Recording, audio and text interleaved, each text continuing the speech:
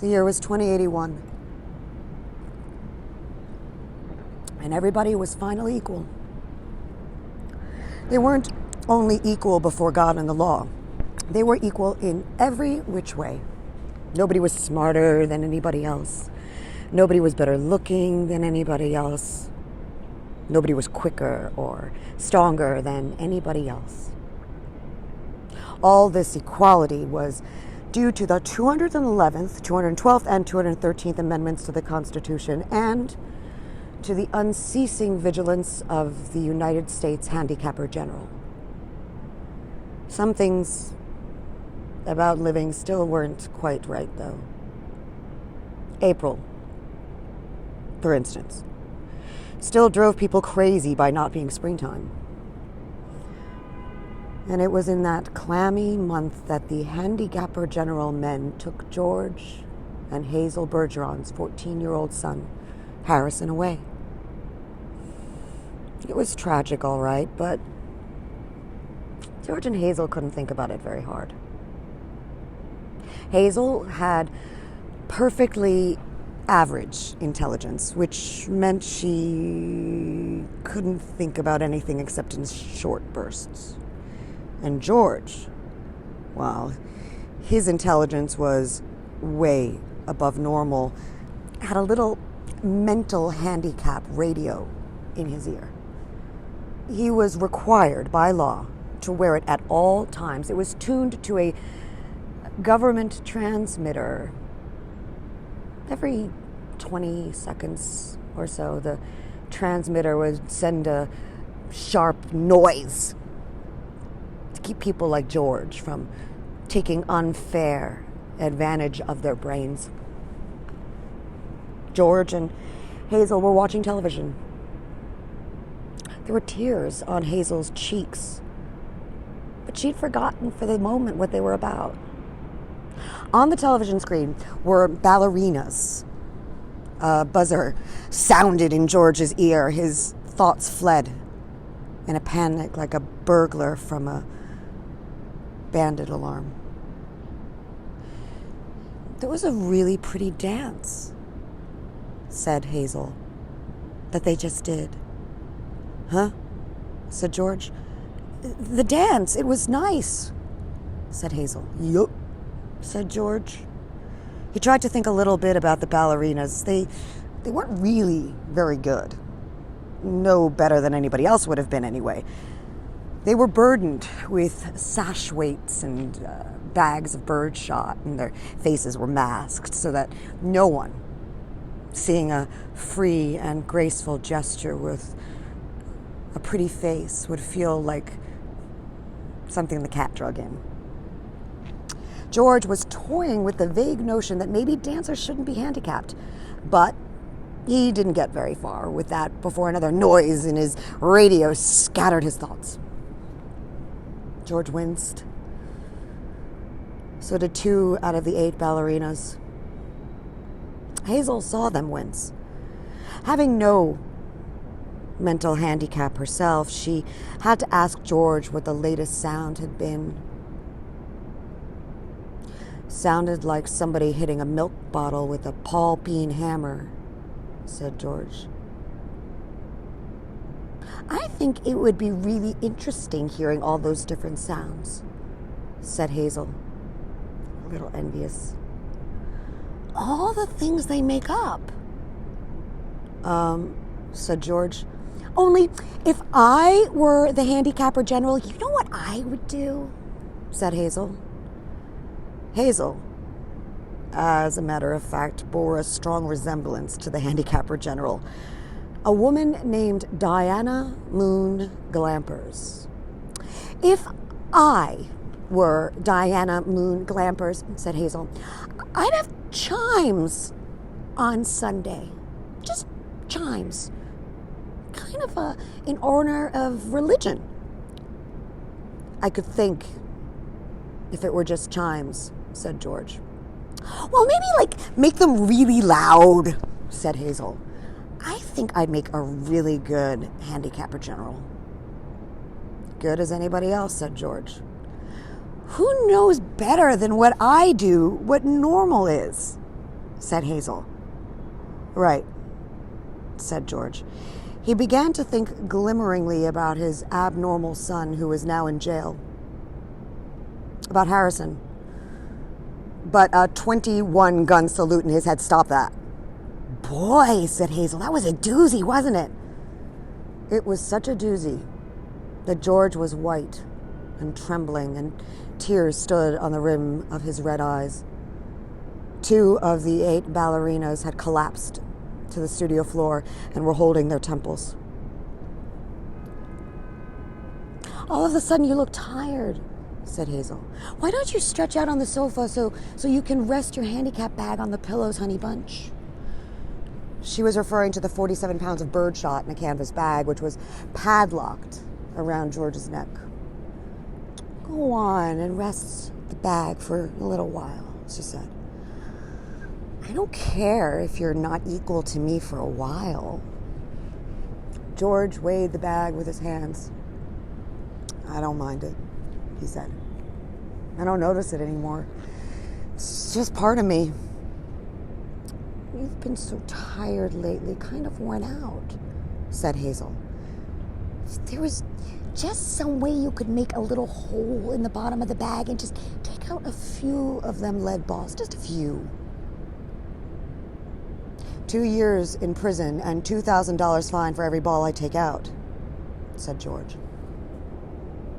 I don't like that bargain. If you could just take a few out when you came home from work, said Hazel. I mean, you don't compete with anybody around here. You just sit around. If I tried to get away with it, said George, then other people would get away with it, and pretty soon we'd all be right back to the dark ages again, with everybody competing against everybody else. You wouldn't like that, would you? I'd hate it, said Hazel. Well, there you are, said George. The minute people start cheating on laws, what do you think happens to society? If Hazel hadn't been able to come up with an answer to this question, George couldn't have supplied one. A siren was going off in his head. Reckon it would all fall apart, said Hazel. What would? Said George blankly. Society, said Hazel uncertainly. Wasn't that what you just said? Who knows, said George. The television program was suddenly interrupted for a news bulletin. It wasn't clear at first as to what the bulletin was about, since the announcer, like all announcers, had a serious speech impediment. For about half a minute, and in a state of high excitement, the announcer tried to say, "Ladies and gentlemen." He finally gave up, handed the bulletin to a ballerina to read. That's all right, Hazel said of the announcer. He tried. That's the thing. He tried to do the best with what God gave him. He should get a nice raise for trying so hard. Ladies and gentlemen, said the ballerina, reading the bulletin. She must have been extraordinarily beautiful, because the mask she wore was hideous. And it was easy to see that she was the strongest and most graceful of all the dancers, for her handicap bags were as big as those worn by 200-pound men. And she had to apologize at once for her voice, which was a very, very unfair voice for a woman to use. Her voice was warm, luminous, timeless melody. Excuse me, she said, again, making her voice absolutely uncompetitive. Harrison Bergeron, age 14, she said in a grackle squawk, has just escaped from jail where he was held on suspicion of plotting to overthrow the government.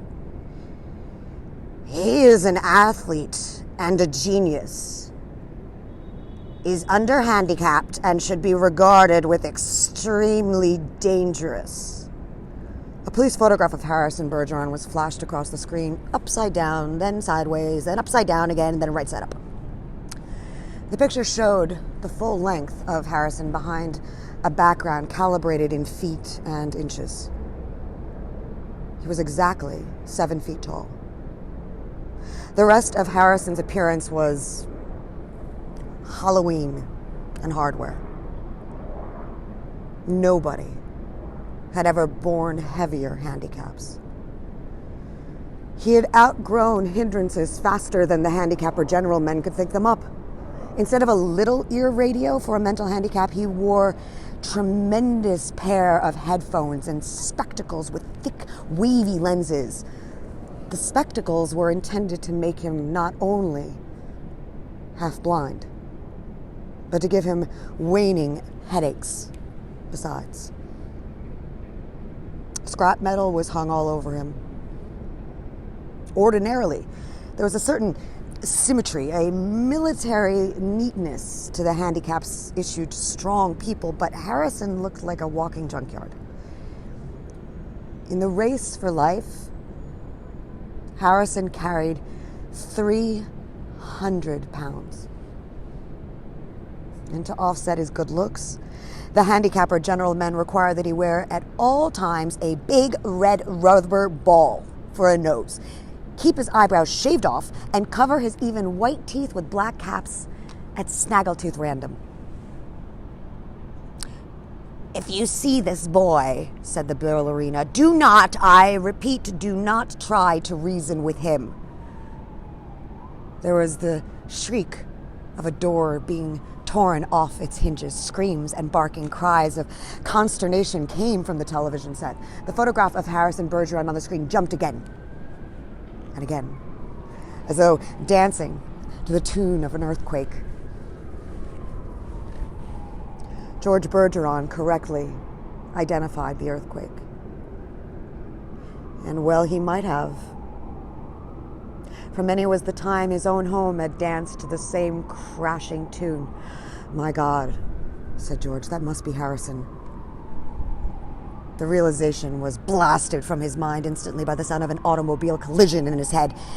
When George could open his eyes again, the photograph of Harrison was gone. A living, breathing Harrison filled the screen. Clanking, clownish, and huge, Harrison stood in the center of the studio. The knob of the uprooted studio door was still in his hand. Ballerinas, technicians, musicians, and announcers cowered on their knees before him, expecting to die. "I am the Emperor," cried Harrison. "Do you hear? I am the Emperor. Everybody must do what I say at once." He stamped his foot, and the studio shook. "Even as I stand here," he bellowed, "crippled, hobbled, sickened, I am a greater ruler than any man who ever lived. Now watch me become what I can become." Harrison tore off the straps of his handicap harness like wet tissue paper. Tore straps guaranteed to support 500,000 pounds. Harrison's scrap iron handicaps crashed to the floor. Harrison thrust his thumb under the bar of the padlock that secured his head harness. The bar snapped like celery. Harrison smashed his headphones and spectacles against the wall. He flung away his rubber nose and revealed a man that would have awed Thor, the god of thunder. "I shall now select my empress," he said. Looking down on the cowering people, "Let the first woman who dares rise to her feet claim her mate and her throne." A moment passed, and then a ballerina arose, swaying like a willow. Harrison plucked the mental handicap from her ear, snapped off the physical handicaps with marvelous delicacy. Last of all, he removed her mask. She was blindingly beautiful. "Now," said Harrison, taking her hand, "shall we show the people the meaning of the word dance?" "Music," he commanded. The musicians scrambled back into their chairs, and Harrison stripped them of their handicaps too. "Play your best," he told them, "and I'll make you barons and dukes and earls."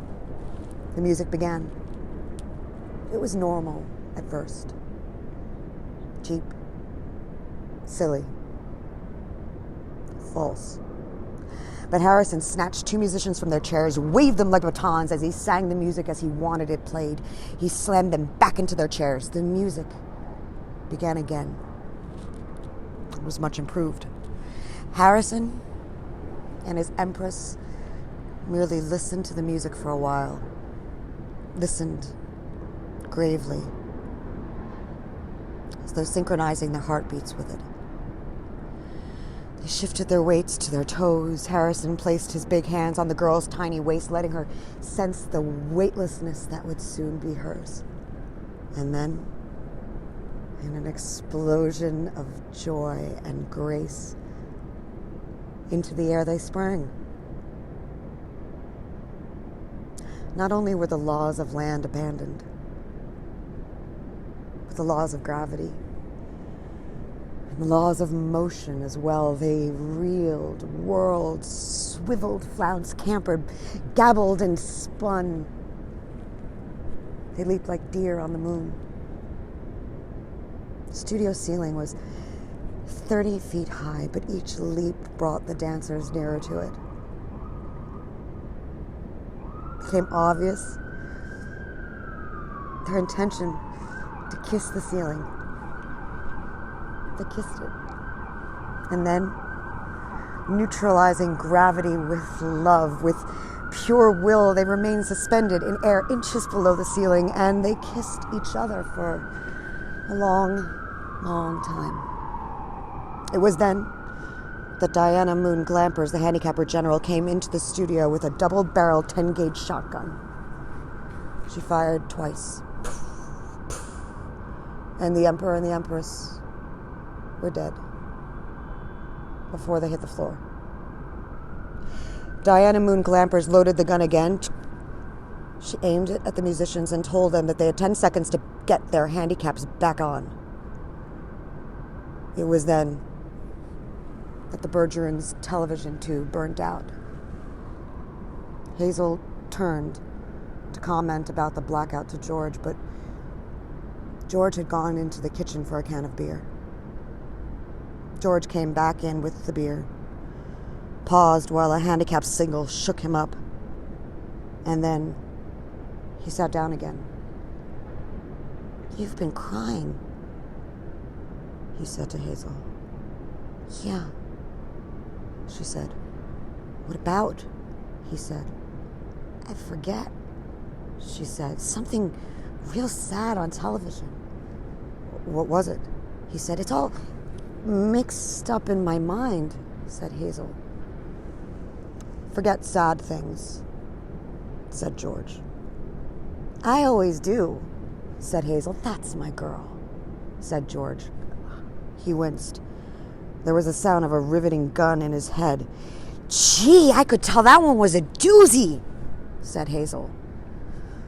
"You could say that again," said George. "Gee," said Hazel, "I could tell that one was a doozy."